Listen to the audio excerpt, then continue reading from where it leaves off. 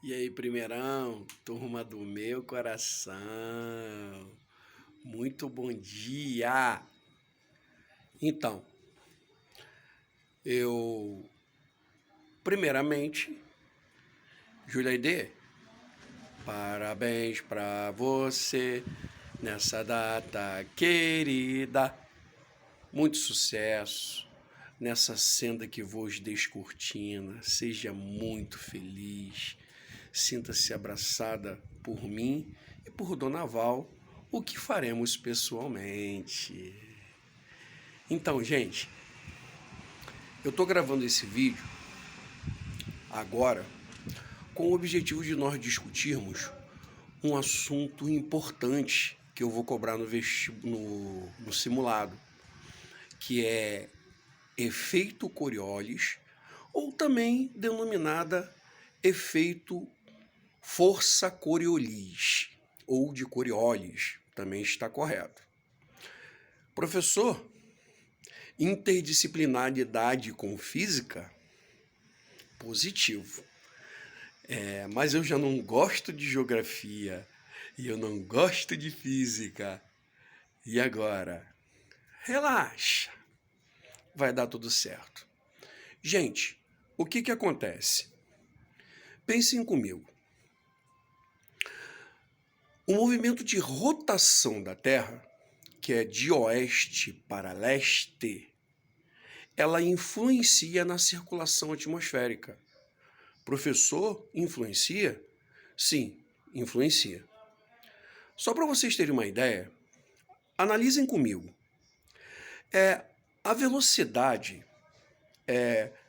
de todo o globo terrestre seria mais ou menos 2 PR. Vocês podem perguntar a Silvio qual a velocidade média aí de 2 PRs. Então, o que rola? Se você pegar o globo terrestre e for olhar, amanhã eu vou levar, tá? Para o trópico, para o círculo polar lá em cima, e for comparar com o trópico de Câncer, e depois a linha do Equador, e depois o trópico de Capricórnio, e depois o círculo polar, você vai ver que o círculo polar é bem pequenininho em comparação com o trópico de Câncer e com a linha do Equador. Nós denominamos isso em geografia de velocidade escalar. O tempo que a velocidade média que a linha do Equador demora para poder girar é bem maior do que o trópico de Câncer e os polos, e o trópico de Capricórnio e o polo sul, polo norte. Então, nós denominamos essa diferença de velocidade dos ventos de efeito Coriolis ou de força Coriolis. Professor, explica melhor. Claro. Olha só, gente. A linha do Equador, ela tem mais ou menos cerca de 40 mil quilômetros e 75 metros. Se eu for pegar, olha a interdisciplinaridade com física aí, não se assustem. O delta S e dividir pelo delta T, que é o tempo que demora 24 horas, a velocidade média vai ser mais ou menos de 19 mil quilômetros. Velocidade média, tá? Da linha do Equador. Só a título de curiosidade, é da linha do Equador que são lançados os foguetes para entrar em órbita. Por quê? Porque você vai conseguir uma maior velocidade para entrar em órbita e vai gastar menos combustível por causa da sua extensão. Só curiosidade. Então, essa velocidade média, a linha do Equador, ela vai ter uma velocidade maior. E dos trópicos? Os trópicos, a velocidade vai ser mais ou menos, só para vocês terem uma ideia, o ΔS, tá? Ou seja, a circunferência dos trópicos, 36 mil quilômetros. Se eu for dividir pelo ΔT, que é o tempo, vai dar uma velocidade média mais ou menos de 15 mil quilômetros por hora. Perceberam? Recapitulando, na linha do Equador deu 19 mil e nos trópicos 15 mil. Então, aonde demora mais tempo?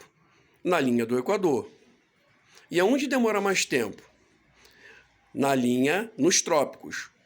Então, seria mais ou menos o seguinte, para simplificar. É como se eu estivesse, imagine o seguinte, a 120 km por hora, e eu quisesse tacar, uma rocha, vou brincar, tá, Pascoal? Em Pascoal. Só que Pascoal, ele está a 170 km por hora. Quando eu tacasse essa rocha em direção a Pascoal, por eu estar em menos velocidade e ele em mais velocidade, essa rocha iria passar por trás dele. Eu não conseguiria acertar. Os ventos alísios, que são os ventos mais importantes que eu falei para vocês, para o ser humano, para a circulação atmosférica, ele deveria sair dos trópicos e ir em direção à linha do Equador em linha reta. Por que ele não vai, professor? Exatamente por causa desse fenômeno da força de Coriolis ou o efeito Coriolis. É mais ou menos o seguinte, ele vai ter um desvio em sentido anti-horário, captem isso, do hemisfério sul em sentido à linha do Equador e em sentido horário do Trópico de Câncer em direção à linha do Equador. Perceberam? Seria mais ou menos isso aqui, ó, em sentido anti-horário, saindo do Trópico de Capricórnio e indo em sentido à linha do Equador, e saindo do Trópico de Câncer em direção à linha do Equador em sentido horário. Então, a circulação desse vento sempre vai ser assim e vai influenciar na formação de ciclones, de tornados e assim sucessivamente. E observem só que interessante. Do Trópico de Câncer ou do Trópico de Capricórnio, como no Trópico de Capricórnio eu tenho uma maior velocidade, ele vai chegar atrasado nos polos.